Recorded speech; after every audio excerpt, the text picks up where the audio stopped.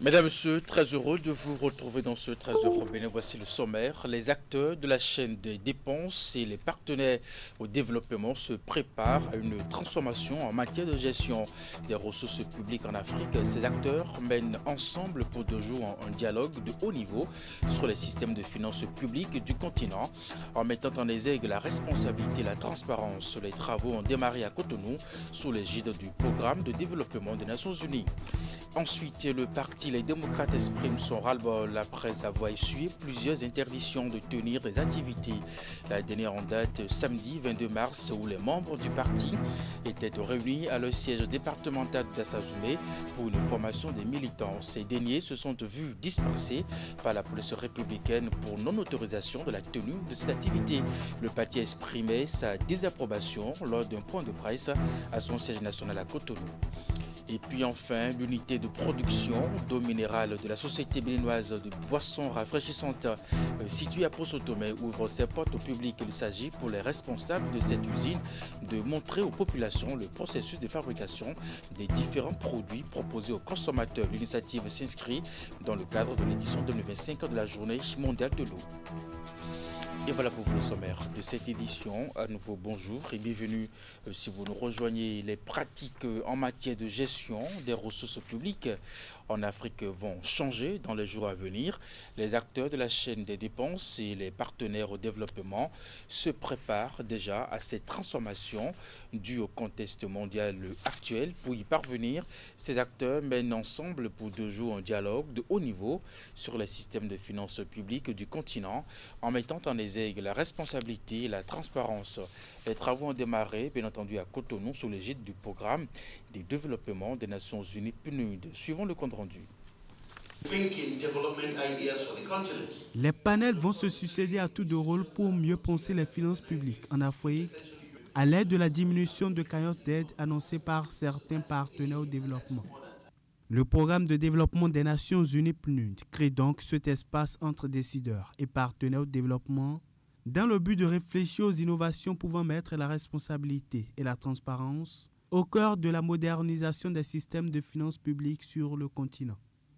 Ce dialogue est une opportunité unique pour partager les meilleures pratiques, apprendre les unes des autres et tracer ensemble une feuille de route pour renforcer la gouvernance financière en Afrique. L'équilibre parfait est recherché entre innovation, sécurité et durabilité dans la gestion intégrée des ressources. 8 sessions sont prévues. Elles traitent de problématiques variées, lutte contre les flux financiers, politique et administration fiscale, transformation numérique, système de contrôle résilient, les tendances et défis en matière de gouvernance et plein d'autres préoccupations. L'amélioration de l'efficacité, de la transparence et de la redevabilité dans la gestion des finances publiques est en effet un enjeu fondamental pour la stabilité économique et la prospérité de notre continent. En partageant les meilleures pratiques, en relevant ensemble les défis et en explorant des approches novatrices, nous pouvons identifier des stratégies concrètes pour renforcer les politiques fiscales, améliorer la mobilisation des recettes, assurer une allocation efficace et efficiente des ressources et, in fine, renforcer la transparence et la responsabilité pour un développement durable. La Banque africaine de développement BAD est fortement impliquée dans la tenue et la réussite de ce dialogue de haut niveau à travers l'Institut africain de développement. Son directeur s'est aussi adressé aux parties prenantes au cours de la cérémonie de lancement.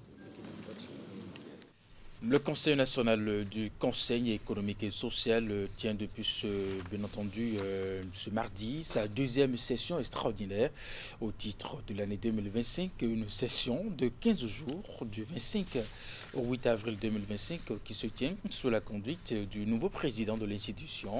Conrad Baguidi et ses collègues conseillers ont une quinzaine de jours pour travailler à modifier de principaux tests du CES, mais aussi mener des discussions et débattre sur la loi portant cadre juridique de la chefferie traditionnelle en République du Bénin. En retour ici sur l'ouverture des travaux de cette 2e session dans ce reportage de Candide Ronrinto, LV Soto.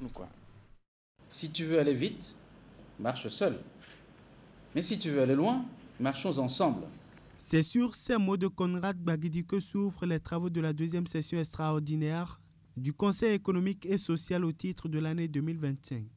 Une importante rencontre pour ces membres du Conseil national du CES ici rassemblés qui s'inscrit dans la dynamique de la nouvelle loi organique de l'institution. Le gouvernement a initié une réforme profonde qui s'est traduite par l'adoption et la promulgation en juillet 2024 d'une nouvelle loi organique sur le Conseil économique et social.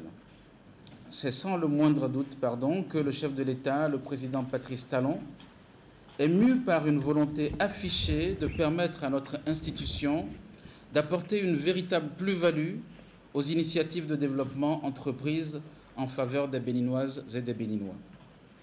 C'est tout naturellement que cette nouvelle loi, qui renforce la mission du Conseil économique et social, qui ouvre de nouvelles perspectives, appelle inéluctablement à une réorganisation du cadre institutionnel en même temps qu'elle implique l'adoption d'une nouvelle démarche en lien avec les nouveaux défis. Ces conseils auront donc comme tâche de travailler à la modification de deux importants textes, notamment le règlement intérieur et le règlement financier de l'institution dont les projets sont déjà disponibles. Ils sont conviés dans leurs observations et commentaires à tenir compte des nouveaux défis qui se présentent. Intervenant au lendemain de l'adoption par l'Assemblée nationale de la loi portant cadre juridique de la chefferie traditionnelle en République du Bénin, notre session sera également l'occasion d'un débat général sur ce nouveau texte en vue de dispositions utiles à prendre pour sa prochaine vulgarisation, conformément à l'article 1er de la loi organique sur le Conseil économique et social. Je voudrais d'ores et déjà saluer cette initiative du gouvernement qui a pour objectif d'encadrer les chefferies traditionnelles, de redorer leur blason et de leur permettre d'apporter une meilleure contribution au vivre ensemble dans notre cher et beau pays, le Bénin. Prévu pour s'étendre sur 15 jours, cette deuxième session extraordinaire du Conseil économique et social au titre de l'année 2025 va prendre fin le 8 avril prochain. Le parti Les démocrates exprime son ras-le-bol après avoir essuyé plusieurs interdictions de tenir des activités. La dernière en date du samedi 22 mars où les membres du parti étaient réunis à le siège départemental de Dassazoumé pour une formation des militants. Ces derniers se sont vus dispersés par la police républicaine pour non-autorisation de la tenue de cette activité. Le parti a exprimé sa désapprobation lors d'un point de presse à son siège national à Cotonou. Ce lundi, je vous invite à suivre les propos du porte-parole du parti. Dans le cadre de la formation de ces militants à la citoyenneté, le parti Les démocrates a initié le samedi 22 mars 2025 une rencontre avec les enseignants militants du parti au siège départemental des Collines. Pendant que le premier communicateur concluait sa présentation, la police républicaine a débarqué sur les lieux. Les responsables présents ont demandé aux policiers la raison de leur présence. Pour toute réponse, le commissaire central de la ville de Dassazoumé leur a fait savoir que l'activité n'était pas autorisée. Les camarades lui ont alors signifié qu'il s'agissait d'une activité de formation sur la citoyenneté qui se déroule au siège départemental des Collines du parti Les démocrates et qu'il n'y avait naturellement aucune raison de solliciter une quelconque autorisation. Ils ont expliqué aux policiers que les sièges départementaux sont une exigence légale prescrite par la charte des partis politiques. Alors, un peu perplexe, le commissaire a rendu compte à sa hiérarchie et le directeur départemental de la police républicaine s'est dépêché sur les lieux avec un contingent d'argent armé et muni de boucliers parqués dans une fourgonnette. Il a ordonné à tous les participants de déguerpir du siège départemental de notre parti en violation des lois de la République. Ils ont alors conduit l'équipe de communication du parti présente sur les lieux au commissariat. Le fait d'ordonner aux militants d'arrêter leur activité qui se déroule au siège départemental du parti est une violation de la charte des partis politiques. Le parti Les Démocrates, avant-gardiste de la paix dans notre pays, condamne avec force et rigueur ces nouveaux actes de violence exercés sur des citoyens non armés et en l'absence de tout fondement juridique. Le parti Les Démocrates exhorte les militants et militantes à la vigilance, à la patience et au calme. Audience à la haute autorité de l'audiovisuel et de la communication avec une délégation de l'Agence française de développement. Avec à sa tête, la directrice a été reçue en audience par Edouard Loko avec le président de la HAC. Il était question d'échanger sur les activités allant dans le cadre du lancement d'un projet d'appui aux médias béninois. Pour plus de détails, je vous invite à suivre la directrice de l'AFD Bénin à sa sortie d'audience. Nous avons eu la chance d'être reçus ce matin par le président de la HAC à l'occasion de la venue à Cotonou d'une mission composée de chargés de mission de notre équipe gouvernance à Paris et Abidjan, ainsi qu'une représentante de CFI pour lancer le démarrage des activités de Média OS, qui est un projet d'appui aux médias au Bénin. C'est un projet régional qui couvre le Bénin, le Togo et le Tchad à hauteur de 10 millions d'euros. L'enjeu de ce projet, c'est d'accompagner, d'appuyer les médias, à la fois sur un plan organisationnel, mais aussi en formation et en appui à la production de contenu. Enfin, l'ensemble des objectifs va être en fait co-construit avec les partenaires béninois et notamment des médias qui vont être sélectionnés cette semaine pour co-construire ce projet qui va être évidemment regardé de près aussi par la HAC, puisque dans ces subventions sont inclus aussi un appui aux autorités de régulation des pays qui sont couverts par le projet.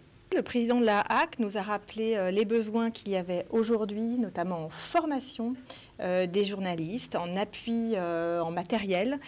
Donc il s'agira cette semaine de voir avec l'ensemble de ses partenaires où sont les besoins et comment ce projet peut les accompagner au mieux.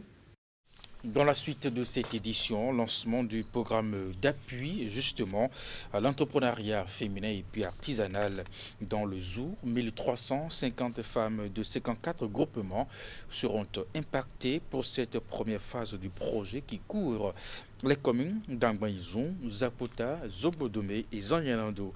Divers accompagnements sont prévus et visent à induire donc une croissance économique locale par l'amélioration du volume de vente des coopératives et surtout, bien entendu, l'amélioration de la qualité des produits. Voici le compte rendu. Le programme d'appui à l'entrepreneuriat féminin artisanal PAEFA intervient désormais dans le Zou aux 1124 entreprises individuelles et de type coopératif bénéficiaires. De son accompagnement dans 26 communes des départements de la Takora, la Liborie, le Borgou, l'Atlantique et le Mono, s'ajoutent dorénavant 1350 membres de 54 groupements de femmes entrepreneurs des communes d'Agbaïzoun, Zapota, Zobodome puis Sanyanado. Il est très nécessaire de renforcer les capacités de ces femmes pour vraiment s'attendre à l'amélioration de leurs revenus, à l'amélioration de leur statut juridique et économique.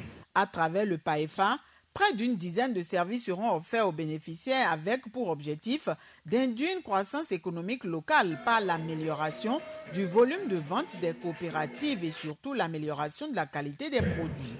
D'abord, du diagnostic et du conseil d'entreprise.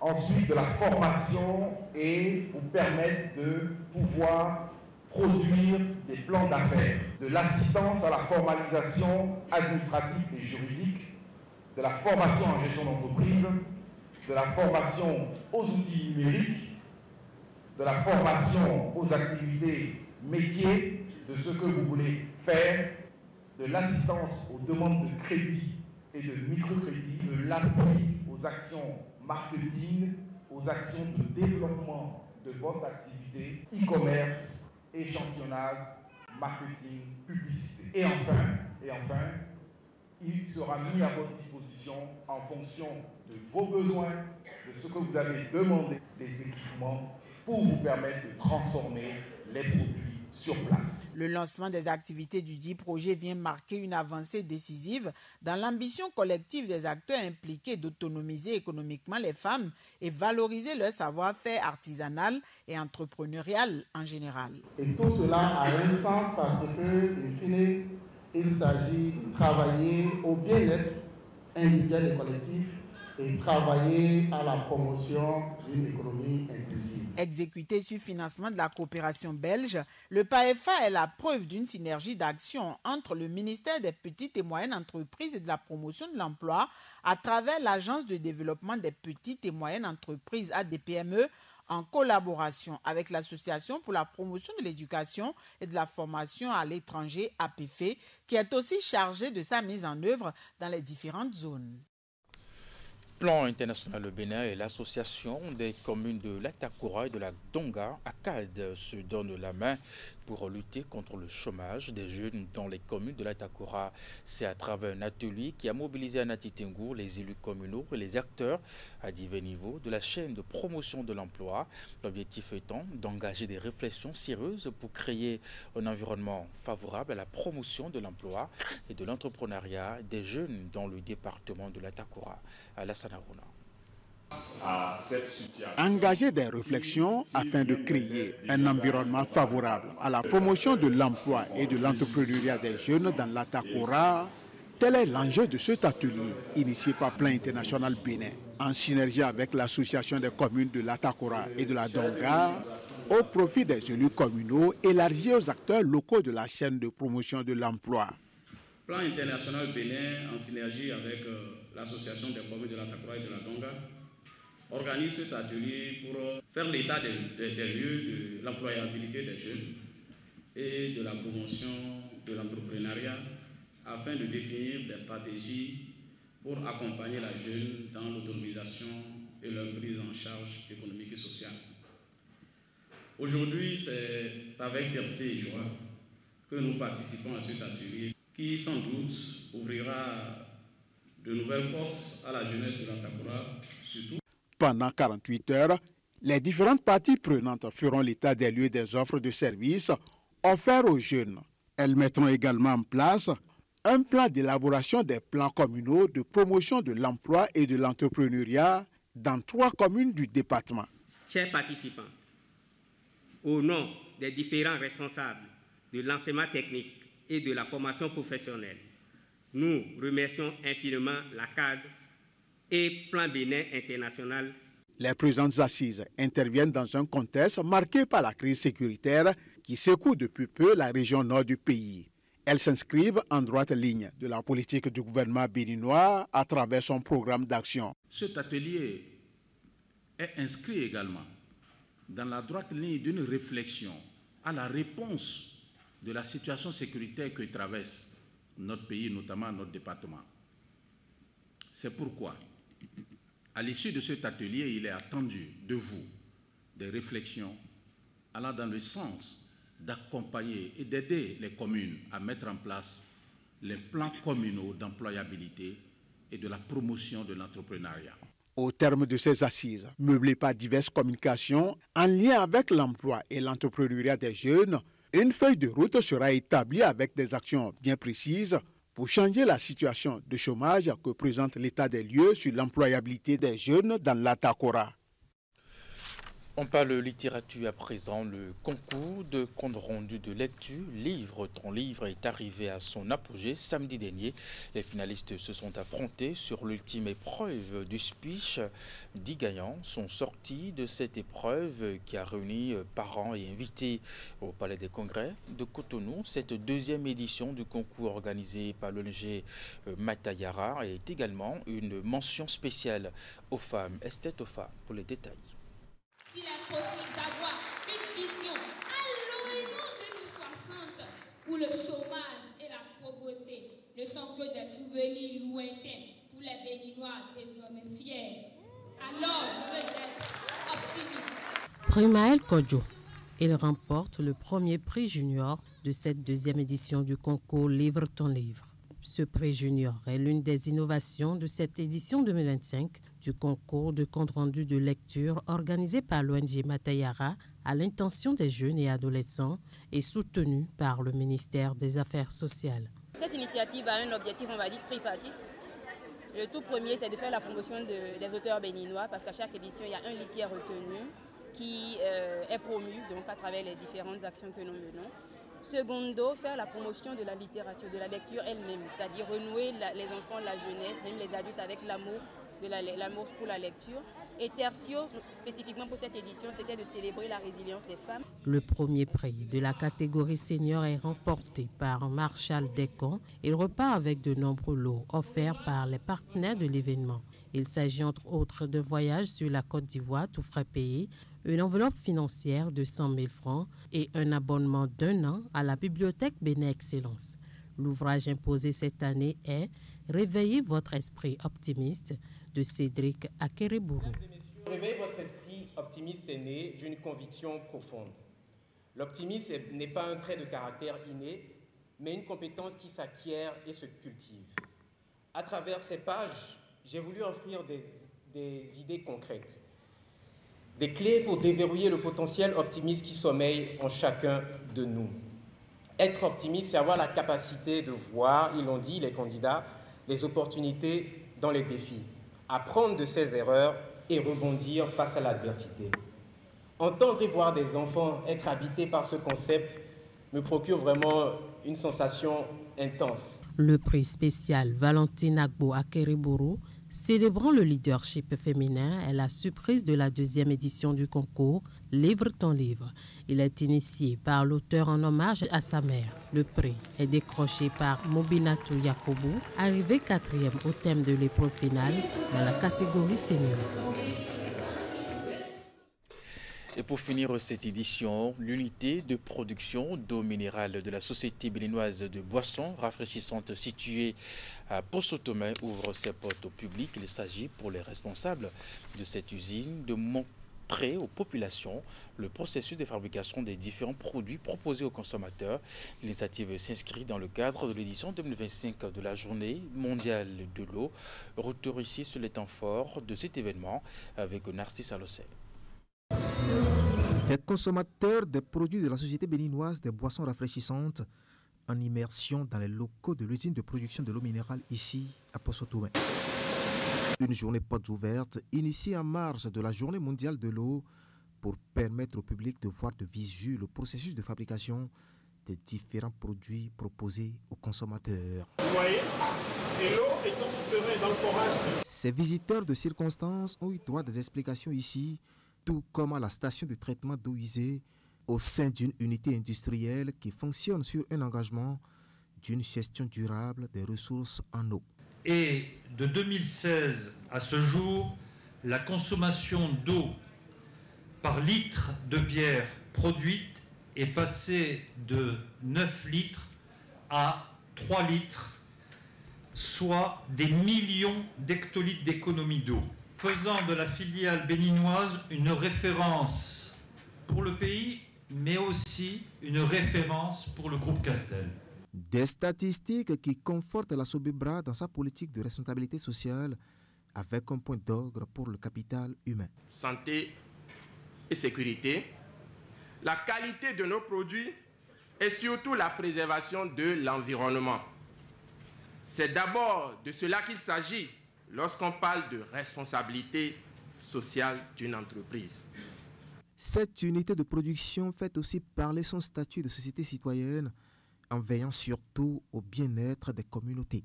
Et, cerise sur le gâteau, le CDL que Posotomé nous paye chaque année nous permet de réaliser des infrastructures, des ouvrages dans Bopa pour le développement. Et cette année encore, un lot de mobilier a été acquis au profit des établissements scolaires de tout le département du Mono qui sont dans le besoin.